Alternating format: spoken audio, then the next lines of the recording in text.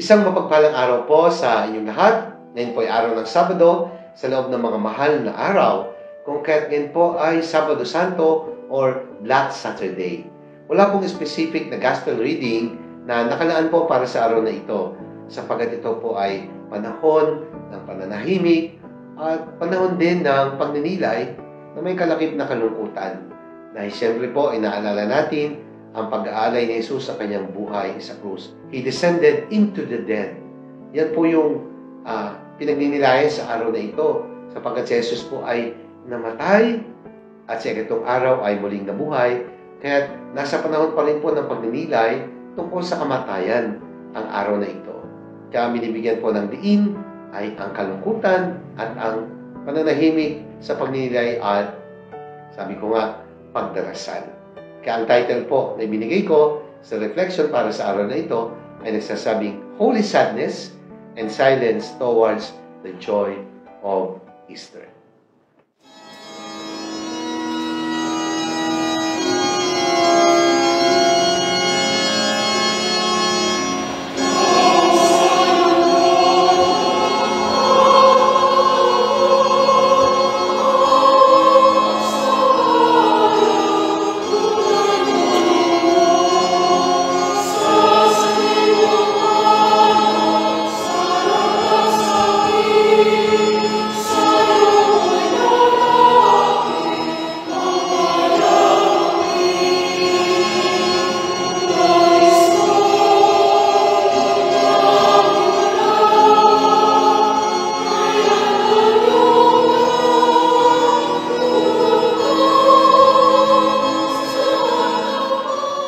Mga minamahal kong kapatid, ang Sabado Santo po, or Holy Saturday, sabihin na nating Black Saturday, commemorates the day that Jesus Christ lay in the tomb after His death.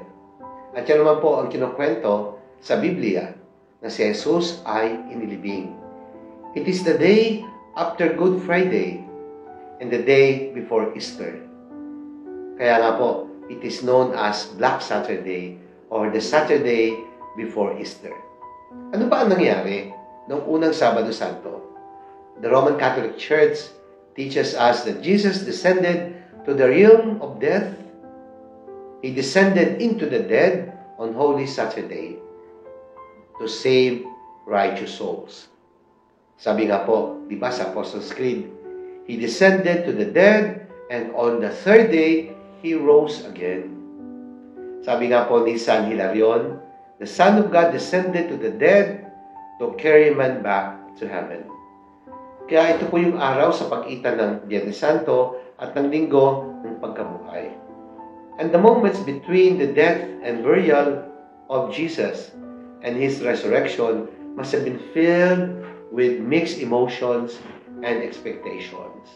Sapagkat may pangako si Jesus. Sa ikatlong araw, siya ay muling mabubuhay. Kaya andun po yung emosyon na nagluluksa ang mga alagad, pero naniniwala din naman sila sa sinabi ni Jesus na sa ikatlong araw, siya ay muling mabubuhay. Kaya andun po yung element ng sadness at andun po yung excitement sapagkat tutuparin ni Jesus ang kanyang sinabi.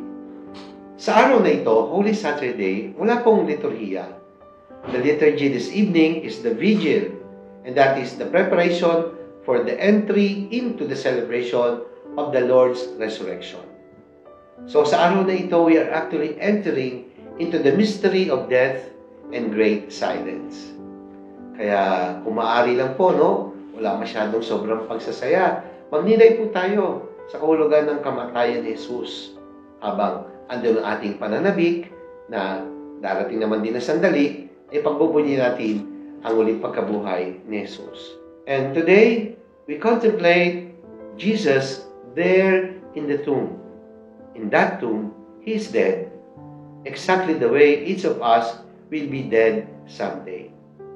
Pero dahil alam naman natin ang lahat ng mga pangyayari ay sa kinukwento ng Biblia, hindi naman po natapos ang lahat sa kamatayan ni Jesus. Mary was deeply sad, but not destroyed by despair and hopelessness, because she knew the words of her Son were true. The Blessed Mother remained as a true believer of her Son. sapagkat alam niyang totoo ang mga sinabi ng kanyang anak. And the disciples were probably afraid and sad, but there must have been a joyful anticipation in their hearts. Kaya mga kapatid, sa araw na ito, Black Saturday, Holy Saturday, Sabado Santo, nawa po ang katahimikan sa puso natin ay ating mapanatili. Subalit sa diwa ng pananalangin at masayang paghihintay sapagkat alam natin na hindi sinungaling ang Diyos. Darating ang sandali sa ating masayang pagbubunyi sa muling pagkabuhay ni Jesus. And so the sadness of Black Saturday will bring us all to the joy of Easter celebration. Death makes us all sad, but hopefully we are not destroyed because of the hope and the strength that the risen Lord gives all of us. Manalangin tayo. Ama naming banal, Diyos makapangyarihan, sa araw na ito, naway mapagnilayan namin ang kahulugan ng kamatayan ni Jesus. Siya ay naging tao, naranasan ang kamatayan, subalit sa kanyang muling pagkabuhay, kami ay binigyan mo ng lakas at pag-asa na hindi kamatayan at hindi kalungkutan ang dulo ng lahat, sapagkat may pangako para sa masayang muling pagkabuhay. Amen. Maraming salamat po mga minamahal na kapatid.